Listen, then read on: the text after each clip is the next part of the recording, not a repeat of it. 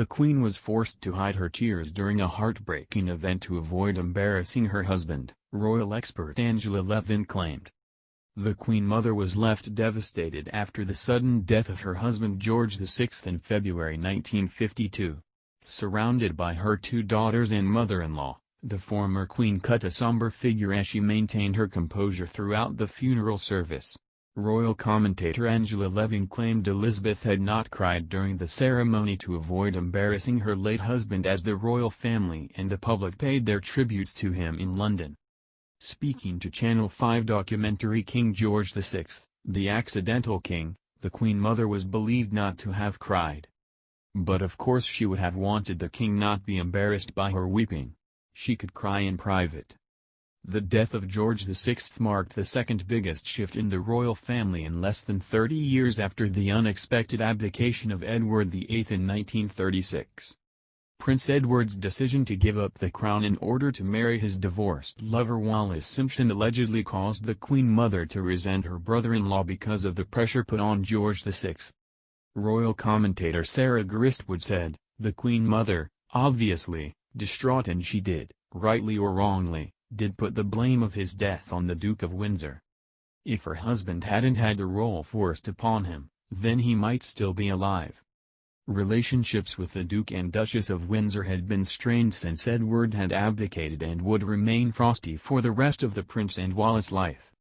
Queen Elizabeth II was informed of her father's death while on a tour of Kenya with Prince Philip.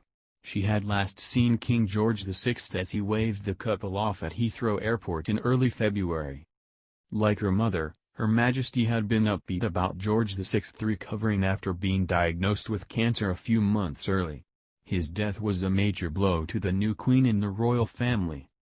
In a letter written shortly after the funeral, Elizabeth II wrote, "It all seems so unbelievable still that my father is no longer here, and it is only after some time has passed one begins to realize how much he is missed." Speaking to the council at the time, the young queen said, "By the sudden death of my dear father I am called to assume the duties and responsibilities of sovereignty. My heart is too full for me to say more to you today than I shall always work as my father did throughout his reign, to advance the happiness and prosperity of my peoples, spread as they are all the world over." While Her Majesty swiftly came to terms with her new position, the Duke of Edinburgh reportedly did not react well to the sudden change in the couple's circumstances. Philip, who personally informed his wife about her father's death, looked as if you'd dropped half the world on him, according to Commander Michael Parker, a courtier who had traveled to Kenya with the couple. Mr. Parker said, "I never felt so sorry for anyone in my life." Despite his alleged reaction, Prince Philip has been standing by the Queen through the most important moments of her reign and has offered his support to carry out the duties of royal life's ups and downs.